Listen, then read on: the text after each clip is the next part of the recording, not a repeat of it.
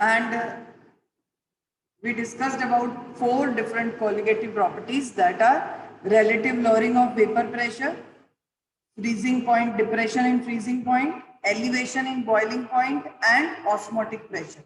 And all these 4 colligative properties are for actually dilute solutions. Dilute solutions means when the concentration of solute is very less. In that case, these properties are directly proportional to the number of particles present of that particular solute. And the basic application of these all colligative properties is to calculate molecular mass of some unknown solute if it is present over there.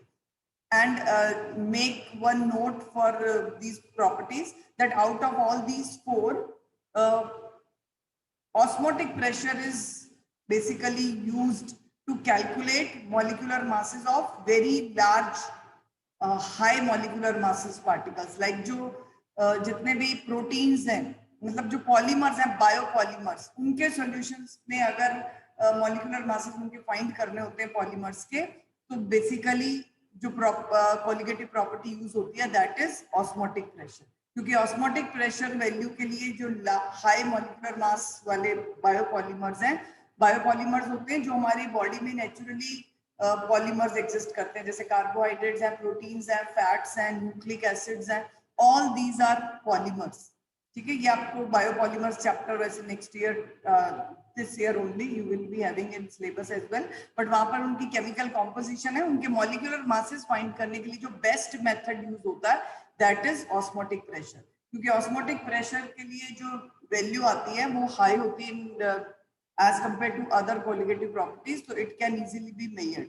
दूसरा, osmotic pressure जो है वो molarity पे based है, तो molarity is easy to determine in experimental conditions. Okay, so that is why it is used for various biopolymers like proteins, carbohydrates और fats etc. अगर इनके molecular masses find करने हैं उनके solutions के अंदर.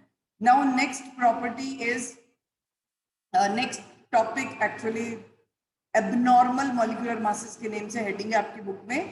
What does it mean abnormal molecular मास? अभी हमने डिस्कस किया कि कोलिगेटिव प्रॉपर्टीज को हम बेसिकली जो उनकी एप्लीकेशन है वो है उन मॉलिक्यूलर मासेस सॉल्यूट के फाइंड करने में.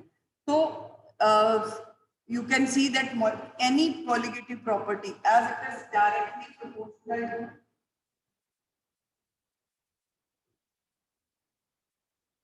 colligative property is directly proportional to number of moles of solute, चाहे वो मोलालिटी की फॉर्म में है, मोलारिटी की फॉर्म में है या मोल फ्रैक्शन की फॉर्म में है. Colligative property is directly proportional to number of moles of solute irrespective of its nature.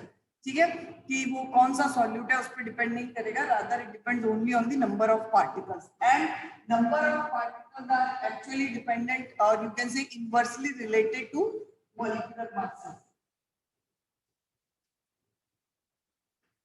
ठीक है, तो आप ये रिलेशन देखो, कोलिगेटिव प्रॉपर्टी जो है it is inversely related with molecular mass of solute. Clear? तो अब जो मॉलिक्यूलर मासेस हम फाइंड कर रहे हैं, ठीक है, वो डायरेक्टली इनवर्सली रिलेटेड है कोलिगेटिव प्रॉपर्टी से. अब एक चीज इमेजिन करो, हमने जो अभी तक प्रॉपर्टीज पढ़ी हैं उन प्रॉपर्टीज में हमने ये अज्यूम किया कि they are independent of the nature of the solute, but ये केस तभी पॉसिबल है अगर सॉल्यूट जो है वो आइडियली बिहेव कर रहा है.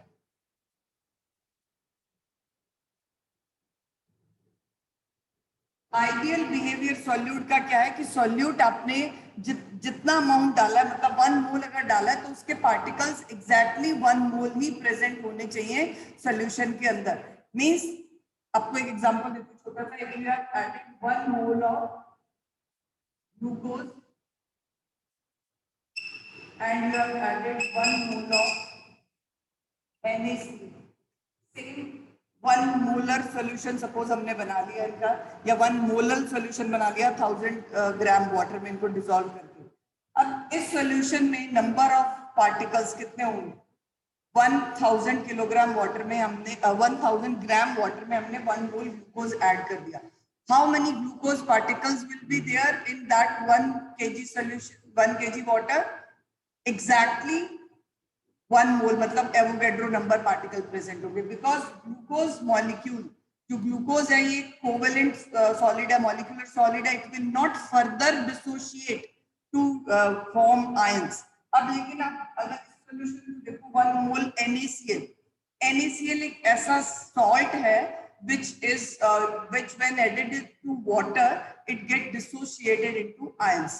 तो ये NaCl जो है एक मॉलिक्यूल NaCl का डिसोशिएट होके 2 आयंस बना रहा है। 1 mole of NaCl dissociates to form 2 different type of ions। अब ऑब्वियसली अगर आपने 1 मोल लिया एवोगैड्रो नंबर, तो इसमें से सोडियम आयन भी 1 Na होंगे और क्लोराइड आयन भी एवोगैड्रो नंबर के इक्वल होंगे। Ultimately, in the 1 molar solution of NaCl, you will be having twice number of particles। अब वो क्योंकि इंडिपेंडेंट है ना कि पार्टिकल किस टाइप के हों, आयंस है, मॉलिक्यूल्स है, इट डजंट मैटर। और सोडियम आयन है, क्लोराइड आयन है, उससे भी कोई मतलब नहीं है। अगर नंबर ऑफ पार्टिकल जो यहाँ शुगर या ग्लूकोज के केस में एग्जैक्टली 1 मोल ही रहेंगे, किसी भी इलेक्ट्रोलाइट के केस में, इलेक्ट्रोलाइट क्या होते हैं, whether they are basically they are polar और ionic compound, you can say which dissociate in solution water में जाके वो डिसोशिएट हो जाते हैं। आपने 1 मोल ही डाला था common salt, but it produces 2 moles of ions, and जो number of number of particles होंगे that will be exactly double. अब जो हम उससे कॉलिगेटिव प्रॉपर्टीज की जो आएगी that is directly proportional to the number of particles. अब NaCl और ग्लूकोज दोनों सॉल्यूशन के लिए अगर हम एक सपोज कोई भी कॉलिगेटिव प्रॉपर्टी कैलकुलेट कर रहे हैं, चाहे रिलेटिव लोअरिंग कर रहे हैं या उसका फ्रीजिंग पॉइंट डिप्रेशन कर रहे हैं या मेल्टिंग बॉइलिंग पॉइंट एलिवेशन कर रहे हैं, उन दोनों में डिफरेंस आएगा, चाहे वो सेम मोल के लिए, क्योंकि NaCl जाके डिसोशिएट हुआ बट ग्लूकोज डिसोशिएट नहीं होगा। तो इसकी जितनी कोलिगेटिव प्रॉपर्टी की वैल्यू आएगी उससे एग्जैक्टली डबल कोलिगेटिव प्रॉपर्टी की वैल्यू सोडियम क्लोराइड के लिए आएगी, because sodium chloride dissociates to form double number of particles. ठीक है, अब कोलिगेटिव प्रॉपर्टी की वैल्यू डबल आ गई। अब हमें फाइंड करना है suppose molecular mass unknown solute के केस में, है ना, अननोन सॉल्यूट सपोज इलेक्ट्रोलाइट है, अभी हमें नहीं पता उसमें NaCl है but we need to find ना, तो मॉलिक्यूलर मास कितना आएगा, ये वैल्यू डबल होगी, molecular mass will be exactly half. Clear? तो इसको हम कहते हैं नॉर्मल मॉलिक्यूलर मास की। अगर ऐसे सॉल्यूट्स हैं जो सॉल्यूशन सॉल्वेंट में डिसॉल्व करने के बाद आइडियल बिहेवियर नहीं रखते, मींस जितने मोल्स आपने ऐड किए हैं उतने ही मोल्स नहीं रहेंगे, rather they will get associate और डिसोसिएट। ये अभी मैंने आपको एग्जांपल दिया डिसोसिएट का, जिसमें कोई भी electrolyte whether it is an acid और अ बेस और a salt, it get dissociate to produce large number of ions. मतलब कितने आयंस वो बना रहा है वो डिपेंड करेगा उसके फॉर्मूला पे। For example if you have this compound potassium sulfate, it will dissociate to give 2 potassium ions plus 1 sulfate ion. So thrice the number of particles will be there in this solution. Clear? So colligative property values will not remain same in case of electrolytes if they are getting dissociated. तो dissociate होने के case में colligative properties की value double triple बढ़ जाएगी according to the number of particles. And दूसरा case होता है अगर solute particles, if solute particles get associated, example देखो,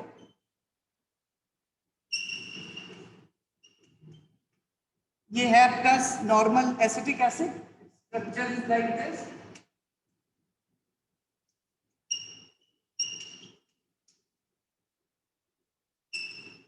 CH3COH, this is the structure. अब एक और मॉलिक्यूल अगर हम इसका ड्रॉ करते हैं,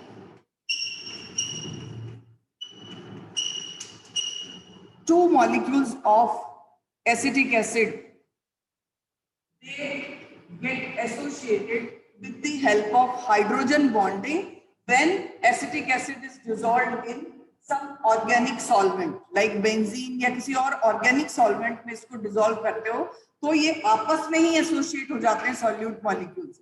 वाटर के अंदर नहीं होगा, वाटर के अंदर तो एसिटिक एसिड वाटर मॉलिक्यूल्स के साथ ही हाइड्रोजन बॉन्ड बनाएगा, तब वहां उस केस में हम एसोसिएशन नहीं कंसीडर करेंगे। एसोसिएशन है सॉल्यूट मॉलिक्यूल्स का अपना association, means certain solutes are there, certain electrolytes are there which get associated due to hydrogen bonding in some other solvent, किसी और सॉल्वेंट में उनका जो बिहेवियर है वो एसोसिएटेड फॉर्म में आ जाता है, ठीक है। और एसोसिएट होने पे क्या होगा, ये दो मॉलिक्यूल्स एसिटिक एसिड के कंबाइन होके एक मॉलिक्यूल बना रहे हैं। तो सपोज आपने 1 मोल एसिटिक एसिड डिसॉल्व किया सॉल्वेंट में, तो डिसॉल्व करने के बाद एग्जैक्टली पार्टिकल्स हाफ हो गए, क्योंकि दो मॉलिक्यूल्स ने एसोसिएशन शो कर दिया। क्लियर? तो number of particles exactly half हो गए, तो मॉलिक्यूलर मास क्या होगा, इनवर्सली रिलेटेड है, डबल आ जाएगा। तो जो सोल्यूट एसोसिएट हो जाते हैं जाके सॉल्यूशन के अंदर, they have higher abnormal, they show higher abnormal masses, and the solute which get dissociated in a particular solvent, their colligative properties value increase, hence their molecular mass observed जो होगा that will be lesser. तो electrolytes के case में molecular mass जितना exactly colligative property से calculated value आनी चाहिए वो नहीं आती है, because solute is not behaving ideally. When solute get dissociated, molecular mass get you can say decreased, and when solute get associated, क्योंकि दो मॉलिक्यूल एक साथ हो गए तो मॉलिक्यूलर मास डबल हो जाएगा इस केस में इसका, ठीक है। तो it depends on the behaviour of solute in the solvent. Nature पे तो नहीं डिपेंड कर रहा, बट यहाँ पर अगर हम देखें कि अगर सॉल्यूट इलेक्ट्रोलाइट है तो वो कितना एसोसिएट डिसोसिएट हो रहा है, उस केस में कहीं ना कहीं आप कह सकते हो कि कोलिगेटिव प्रॉपर्टीज की वैल्यू चेंज हो जाती है। बट अगर नॉन इलेक्ट्रोलाइट है, जैसे शुगर है, ग्लूकोज है, यूरिया है, इथाइलिन ग्लाइकोल, ऐसे सॉलिड जो कभी भी डिसोशिएट या एसोसिएट नहीं होते, those solids will have that exact values as calculated from this फॉर्मूले that we discussed yesterday. Okay, तो एक साइंटिस्ट था वेंट हॉफ, उसने इस बिहेवियर पे एक्चुअली एक्सपेरिमेंट्स किए थे कुछ, और उस एक्सपेरिमेंट्स के बाद उसने फैक्टर इंट्रोड्यूस किया। This factor is represented by the symbol I, small I से इसको represent करते हैं, and this is called Van Hoff factor. Van Hoff factor is actually the extent of dissociation or association of any solute, and it is equal to abnormal colligative properties over normal colligative properties. Abnormal normal का मतलब क्या है कि अगर electrolyte है तो उसके case में कॉलिगेटिव प्रॉपर्टी आपको जो ऑब्जर्व होगी एक्सपेरिमेंट करने पे वो कुछ और होगी, और कैलकुलेटेड वैल्यू जो फॉर्मूले हमने पहले डिराइव किए उससे जो आएगी वो डिफरेंट होगी। तो इन दोनों का अगर आप रेशियो लेते हो तो that will be the value of आई, और आई अगर एग्जैक्टली इक्वल टू 1 आता है तो सॉल्यूट आइडियल बिहेव करता है, सॉल्यूट बिहेव्स आइडियली, कोई एसोसिएशन डिसोसिएशन नहीं है अगर आई की वैल्यू 1 आती है। इन case of dissociation number of particles will increase, abnormal colligative properties will get increase, I will be greater than 1, और आई एसोसिएशन के केस में ये कम हो जाएगा, ये ज्यादा रहेगा, then I will be less than 1। तो first of all you write what is abnormal molecular mass, then I will ask you to write this right now. In case of solutions containing electrolytes, in case of solutions containing electrolytes as solute, for example acids, bases or salt solutions, acid, bases or salt solutions,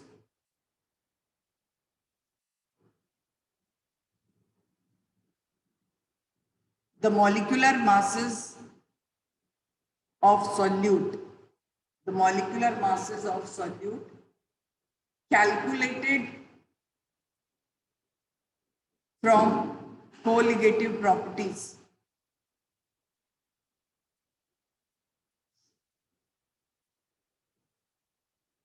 will not be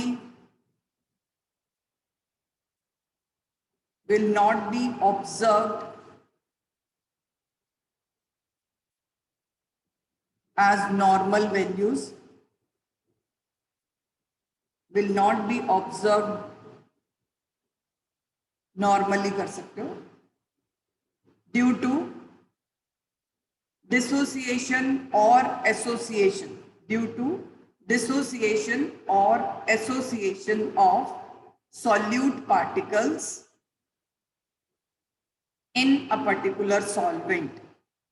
Dissociation or association of solute in a particular solvent.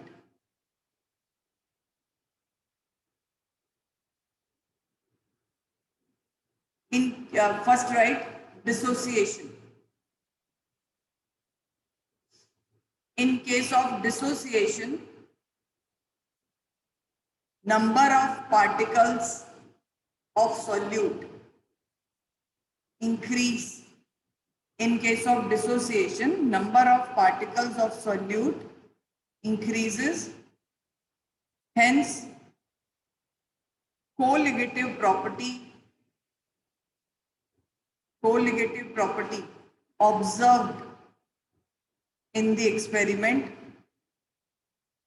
also increases.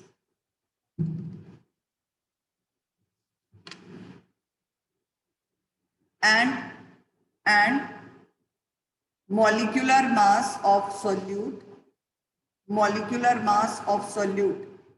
which is inversely related to colligative property, molecular mass of solute that is inversely related to colligative property gets decreased. Means we will be observing abnormal molecular mass will be observed, जो कम होगा dissociation के case में. ठीक है.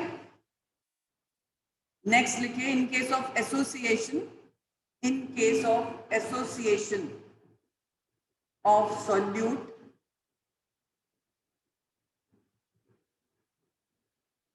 the observed value of colligative property. In case of association of solute, the observed value of colligative property decreases. Hence, molecular mass observed will be higher than the actual mass of solute. Molecular mass of solute observed will be higher than actual molecular mass of solute. This extent, next paragraph, this extent of dissociation or association is calculated in terms of a factor I, small I, this extent of association or dissociation is calculated in terms of a factor I, known as Van 't Hoff factor, which is defined as the ratio of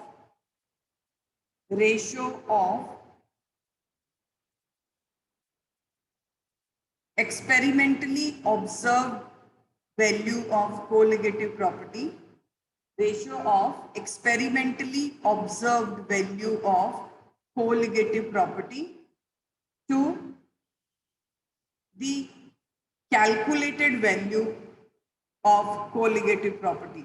जो हमने फॉर्मूले से calculated value है, अगर वो हम देखते हैं और एक्सपेरिमेंटली कितनी वैल्यू आ रही है वो देखते हैं, तो दोनों में जो रेशियो होगा that will be equal to this van 't Hoff factor. और ये आपको बताएगा कि कितने हद तक वो एक्सटेंट में, किस एक्सटेंट में डिसोसिएशन या एसोसिएशन हो रहा है.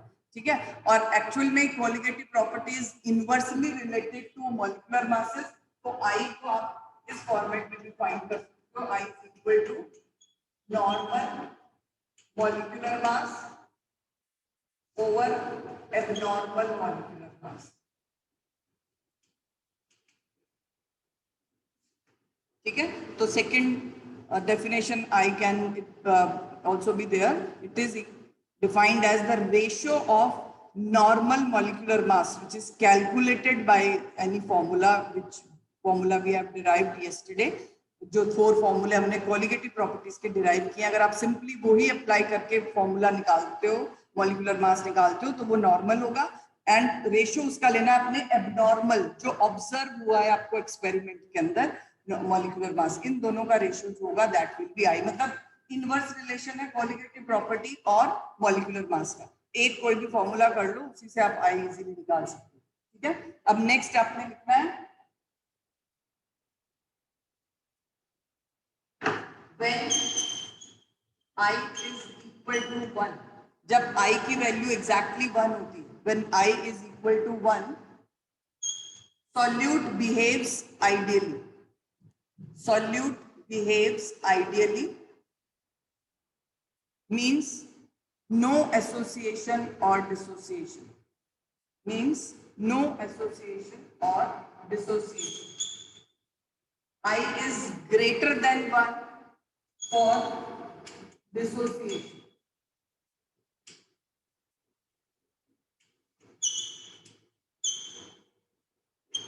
सॉल्यूट अगर डिसोशिएट होगा तो नंबर ऑफ पार्टिकल्स बढ़ जाएंगे and I will be greater than 1 and I is less than 1 for association of solute.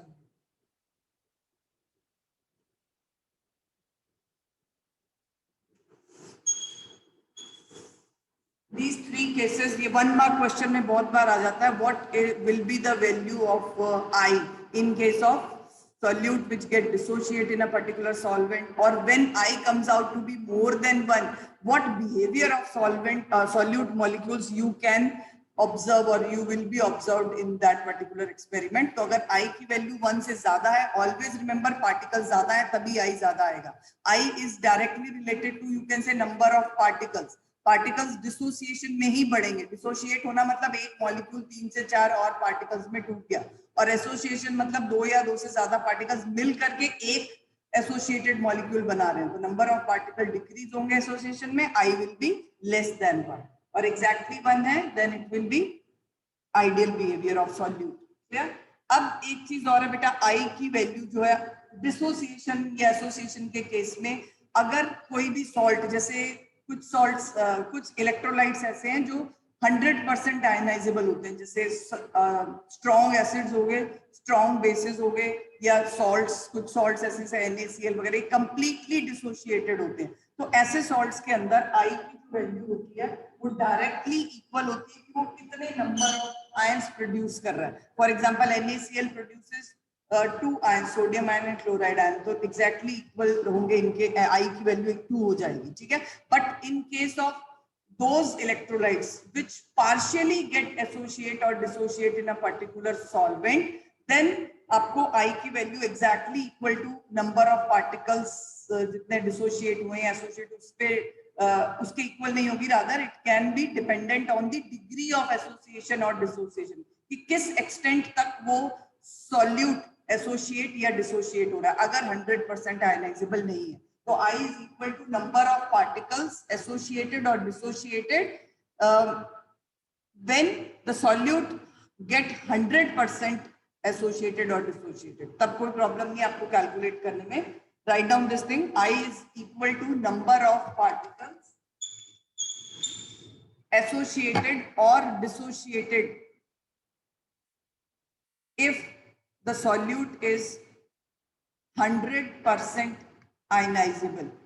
Generally dissociation के केस में 100% नहीं आता, अल्फा हम निकालते हैं तो उस पर डिपेंड करेगा, ठीक है। But for partially ionizable solute, partially ionizable solute, degree of association और dissociation, degree of association or association determines the value of I.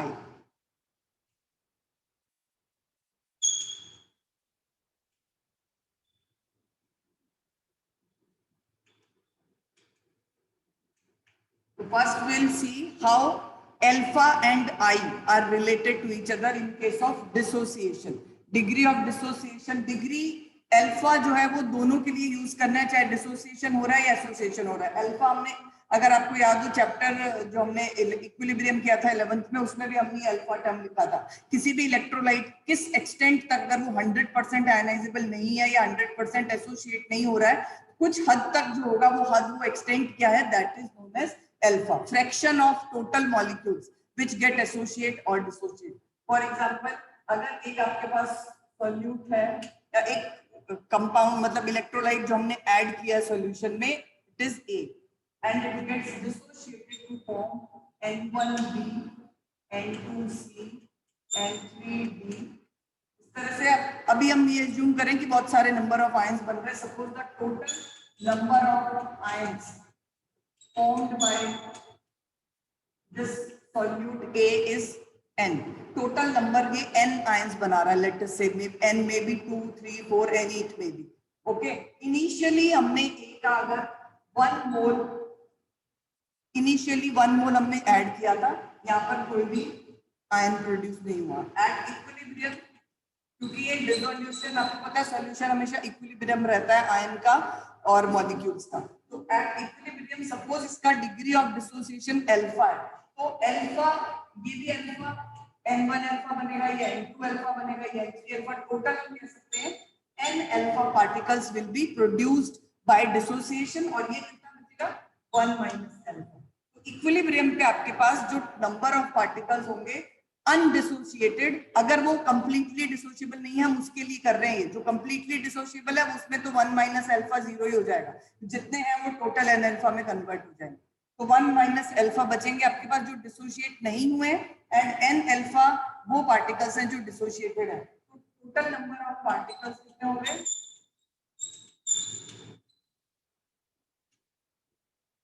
1 minus alpha plus n.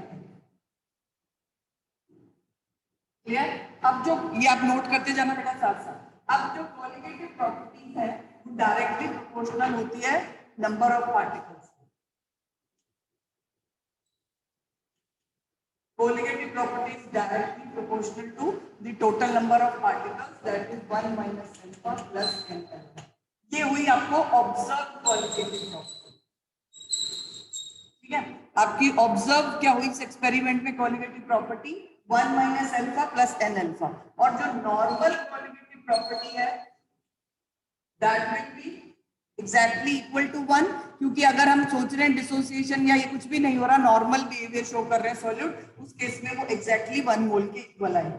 तो इसी का रेशियो अगर हम ले लें तो we will be getting I will be equal to ratio of observed qualitative property over normal qualitative property. So it will be 1 minus alpha plus n alpha over 1. और इसको आप पूरा जब सॉल्व करोगे तो this formula comes out to be alpha is equal to I minus 1 n minus 1.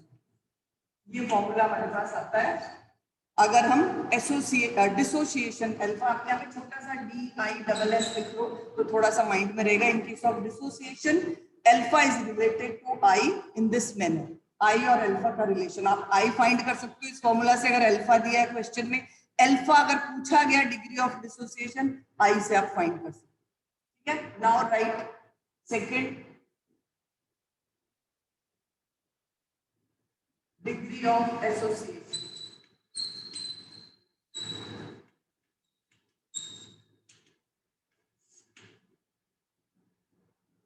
Degree of association, suppose n particles of A, मतलब 2 या 2 से ज्यादा n, सपोज A सॉल्यूट आपने लिया, उसके n पार्टिकल्स कंबाइन होके एक एसोसिएटेड मॉलिक्यूल्स बना रहे हैं जिसमें n number of molecules combine हो गए, एसोसिएट हो गए. तो उस केस के लिए आपको number of particles initially suppose हमने 1 मोल किया था, ये 0 था. At equilibrium if we consider it as 1 minus alpha, ये हो जाएगा आपके पास अल्फा बाय 1, क्योंकि इसके टोटल n पार्टिकल्स कंबाइन होके एक मोल बन, मतलब एक ही सिंगल पार्टिकल दे रहे हैं. तो it will B at equilibrium it will be alpha over 1. हमारी ऑब्जर्व कोलिगेटिव प्रॉपर्टी, मैं यहाँ पे शॉर्ट फॉर्म लिखती हूँ, observed colligative property OB, observed CP colligative property directly equal to 1 minus alpha plus alpha over n. के total number of particles unassociated and associated. And normal colligative property हमारी जो है वो तो हमेशा 1 ही के प्रोपोर्शनल रहेगी 1 पार्टिकल के. तो ratio of I will be equal to 1 minus alpha plus alpha over n over 1.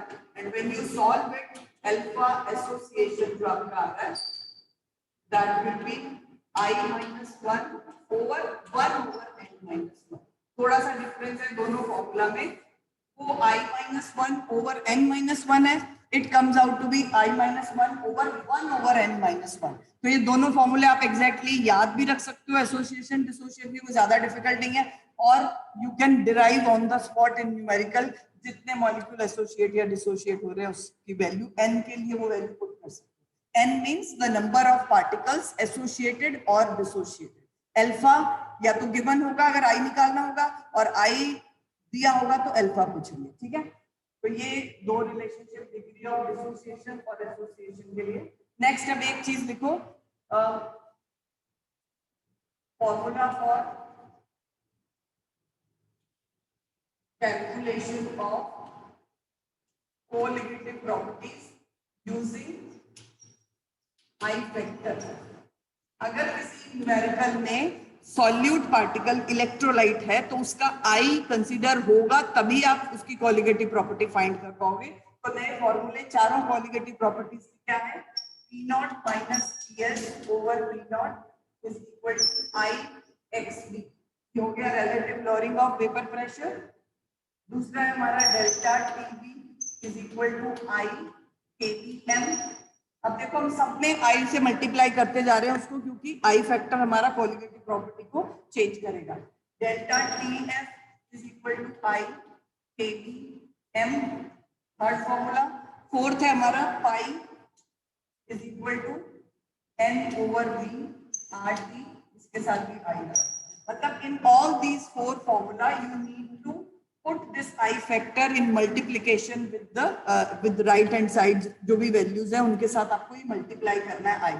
ठीक है, अब ये बहुत इंपॉर्टेंट टॉपिक है, क्योंकि जनरली क्वेश्चंस जब आते हैं ना, इनका फ्रीजिंग पॉइंट डिप्रेशन निकालो या बॉइलिंग पॉइंट एलिवेशन निकालो या ऑस्मोटिक प्रेशर, तो आपको सबसे पहले क्वेश्चन में ये देखना है कि उस क्वेश्चन में सॉल्यूट का नाम क्या है. अगर सॉल्यूट शुगर, ग्लूकोज, यूरिया ऐसा है तो ये I की जरूरत नहीं है, इनके लिए I 1 होता है, क्योंकि ये डिसोशिएट या एसोसिएट नहीं होते. But if it is written that sodium chloride common salt solution या कोई भी salt आयनिक कंपाउंड है, एसिड है, बेस है, तब उस क्वेश्चन में कहीं ना कहीं आपको कुछ ना कुछ मेंशन होगा. या तो लिखेंगे कंप्लीटली आयोनाइज्ड अज्यूम करके सॉल्व करो, या फिर लिखा होगा कि इसका डिग्री ऑफ डिसोसिएशन एसोसिएशन इतना है. तो वो आई की फैक्ट वैल्यू आपको उस अल्फा से निकालनी पड़ेगी. और कंप्लीटली आयोनाइजेबल लिखा तो I will be equal to n. n क्या होगा? कितने पार्टिकल्स एसोसिएट या डिसोशिएट हुए. जैसे K2SO4 को अगर लिखा हुआ है कंप्लीटली डिसोशिएबल है, तो K2SO4 3 number of ions produce कर रहा है, तो I की वैल्यू 3 हो जाएगी. ठीक है, बट ये मैं एग्जांपल दे रही हूँ. It will B mentioned in the question whether it is completely dissociated और नॉट. क्लियर? अभी एक न्यूमेरिकल मैं स्क्रीन शेयर कर रही हूँ, जस्ट एक्सप्लेन कर रही हूँ आपको. You can solve it later. Ma'am please allow me to share screen.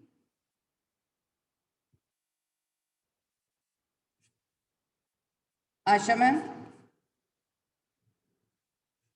Yes, ma'am, done. Okay, ma'am, thank you. Look at this. This question is 0.6 milliliter of acetic acid having density 1.06. ये उसका volume दिया था पहले और density दे दी. इससे तो आप उसका सीधा मास निकालोगे. थोड़ा सा ट्विस्ट किया, अदरवाइज आपको mass of acetic acid find करना है इन दोनों वैल्यूज से. ठीक है, it is dissolved in 1 litre of water. और ये डाइल्यूट सॉल्यूशंस है, तो जनरली 1 लीटर ऑफ वाटर आप 1 लीटर ऑफ सॉल्यूशन ही मानोगे इसमें. ठीक है, तो ये मत सोचना कि अब हमें सॉल्यूशन का वॉल्यूम गिवन नहीं है. सॉल्यूशन का वॉल्यूम आपने 1 लीटर ही कंसीडर कर लेना है यहाँ पे. The depression in freezing point observed for this strength of acid was this. यहाँ पर डायरेक्ट दे दिया कि आपको फ्रीजिंग पॉइंट में डिप्रेशन जो है वो इतना आया. This is the value of delta T F. Calculate went of factor I निकालना है and dissociation constant of acid निकालना है. तो इस केस में बेटा हम यहाँ तो इसमें इन्होंने बुक में जो सॉल्व किया है ना, वो पहले मॉलिक्यूलर मास निकाला. आपको एक सीधा सिंपल मेथड बताती हूँ आपको. आप इसको फाइंड करोगे, फॉर्मूला लगाओगे, depression in freezing point delta TF. Just let values लिखेंगे. आई के एफ एम. KF की वैल्यू इसमें वाटर की जो है वैसे 1.86 होती है. गिवन नहीं है question, but otherwise in exam will give it is 1.86 kelvin kilogram पर मोल. In exam it will be given, no worry, no need to cram this value. And molality आपको find करनी है number of moles of acetic acid over mass, molecular mass of acetic acid. ठीक है, अब molality के लिए आपको multiply इसको करना है mass of solvent in kilogram, अगर दे रहे हो नहीं तो फिर 1000 याद डालो। ये फॉर्मूला आपका मोलालिटी का आ गया। अब मोलालिटी से आपको एक minute, number of moles of acetic acid निकालने के लिए आपको उसका मास चाहिए। मास नहीं है आपके पास डायरेक्टली, तो आप क्या करोगे, इसका जो वॉल्यूम गिवन है, डेंसिटी का फॉर्मूला होता है मास ओवर वॉल्यूम, तो mass will be equal to density multiplied by volume. तो you can multiply 0.6 ml with 1.06, ठीक है, ये मास निकल जाएगा आपका डेंसिटी और वॉल्यूम से 0.06 और 1.06, जो भी डेंसिटी थी और जो वॉल्यूम था मल्टीप्लाई कर दो, यू विल बी गेटिंग मास। मास को मॉलिक्यूलर मास से अगर हम डिवाइड करते हैं, will be getting number of moles of solute multiply by 1000 divided by mass of solvent. Mass of solvent 1000 ग्राम लेना है, जो 1 लीटर वाटर दिया आपको, तो आपके पास आ गई मोलालिटी। ठीक है, अब आपके पास फॉर्मूला है ये वाला IKFM, सीधा फॉर्मूला में अप्लाई करो। KF की वैल्यू, मोलालिटी की value, delta TF is given in the question in degree Celsius. Always remember, don't convert it into kelvin. ये डिफरेंस है, तो डिफरेंस केल्विन में दिया है, डिग्री सेल्सियस में दिया है, एक ही बात है। बहुत बड़ी मिस्टेक है जो बच्चे यहाँ करते हैं, डेल्टा TF अगर क्वेश्चन में डिग्री सेल्सियस में गिवन होता है, आप उसको कन्वर्ट कर देते हो केल्विन में। ऑलवेज रिमेंबर, डिफरेंस बेटा किसी भी यूनिट में हो उसकी वैल्यू सेम रहेगी टेम्परेचर के लिए। Delta T in degree Celsius is equal to delta T in Kelvin. Change in temperature है वो, it's not the temperature exactly. जो भी value given है, don't look for the unit of this delta T. Directly put the value, जो भी यहाँ पर 0.02 whatever, and is equal to I आपको find कर लेना है। KF ये value given है, modality आपने find कर लिया, तो I की value जितनी भी आएगी, ठीक है, उस I value को आपने वो जो formula हमने